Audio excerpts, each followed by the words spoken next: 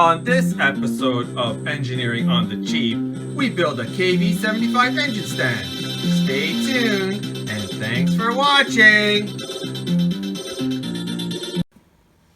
Okay, we're building a stand for the KV75 motor.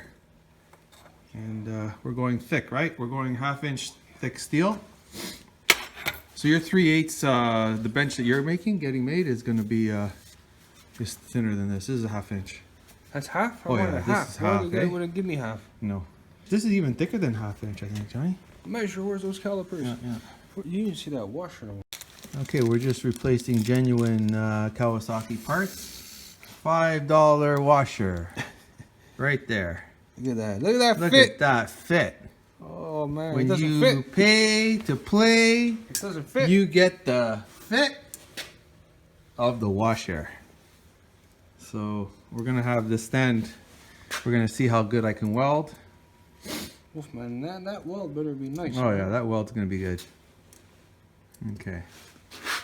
Okay, we just tacked with the MIG welder, and now I'm gonna weld with my arc welder. I'm gonna take it to the other shop, but here we go. This is it. She's coming along.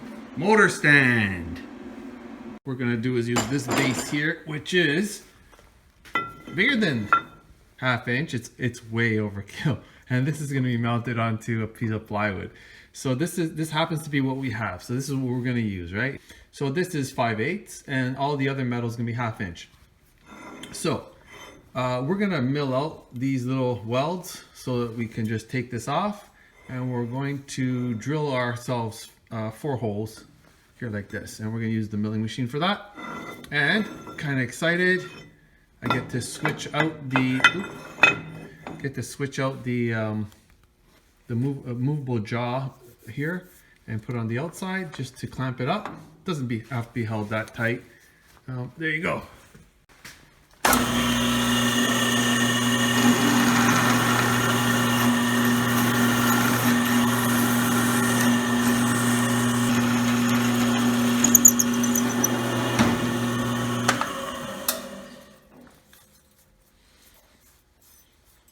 Okay, so now we're just going to use an end mill to take these little tack welds out. Okay, basically this is the setup here. We're just going to cut into that with an end mill. It's not going to be rocket science. I need, I don't have my tripod on me, so I'm not sure I can show this because I don't want things to start flying. But there you go, we're just going to cut that off like that. And the other one. Okay, I think we milled out those welds good enough, and let's see what a little bit of a hammer could do to this now. We remove this. Okay. Let me just clean that up. See how it looks. That's how it looks now. We milled out those welds. Let's see what a little bit of a hammer could do to that. I'll just put this over here. Okay, nice. So we'll just grind that off, and we're in the business. Okay, it's kind of cold in the shop here, but we're going to attempt to weld this. We did bevel it ever so slightly. These pieces, I tried to straighten out this one, it broke off, which is fine. This one that breaks off, it leaves a nice, like a puzzle fitting here. See it? There. Perfect, right? So I'll just tack that again. And obviously I'll raise the garage door so it doesn't catch on fire. But we're gonna try, I think a 60-11, like a root pass. Then we're gonna hit it with, I think a 70-18 1/8 rod all the way on, just on the top, okay, and all the way around. We're gonna see how that works. Okay, so this is the 60-11 we got here. It's not great, but not so bad. So I think we're gonna hit this with the grinder. We'll hit it with the grinder, and we're just gonna pass it with a nice, a nice cap bead would be good with so maybe a 60-13 1/8 rod right on top of it. I'll cover it up good. Okay, so I prepped it up a little bit. Put a little V groove in there. I ground it up a bit, both sides, and I think, yeah, like I said, I'll hit it with a 6013 1/8 rod with 110 amps. Okay, so now we're just gonna weld the bottom, but we gotta grind first. So I got to figure out the lines. The grinding kind of came out okay, I think. Okay, we got it tacked up in a couple of places with the 6011, but I don't like the way how much it's holding, but we're just gonna try for it. We're gonna go for the 7018. We'll shoot it for about 100 and I guess 20 amps. We'll do it. I don't know if my fuse can, or my circuit breaker can handle it. Yikes. We'll try 110 amps. Okay, we're almost finished the KV75 motor stand. We're just going to put reinforcements underneath the piece of plywood that we just cut. And here we have skits that are always just thrown away. My boss throws them away.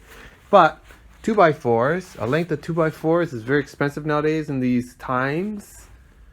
So what we're going to do is we're going to take a 2x4 from here, and we're just going to reinforce laterally across there, and across there, and across there, so that the bolt is going to grab the 2x4 underneath and be able to be recessed.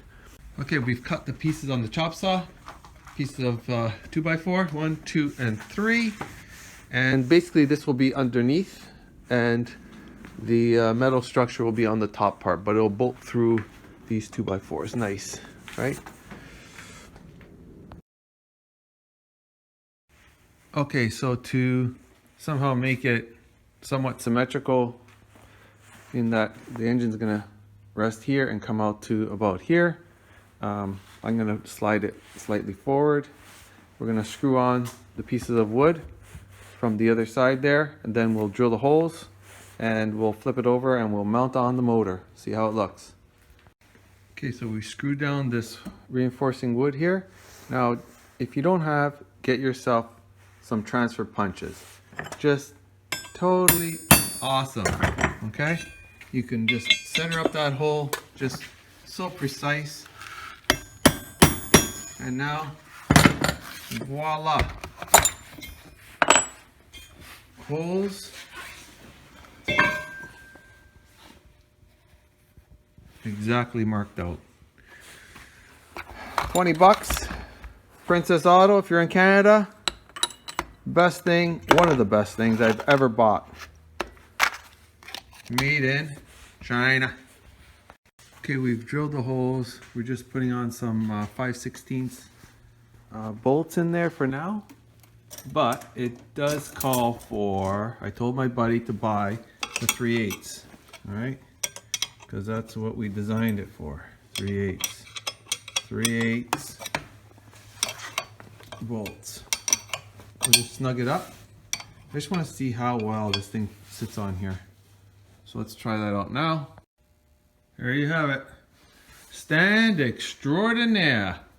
You can push all you want on there. It's not going anywhere. Yeah.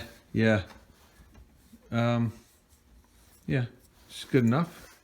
This has to be tightened up, of course. That's just done by hand. I have to put another 3/8 down here to tighten it up. But that's it. It's done. The stand is done. It'd be nice to paint it.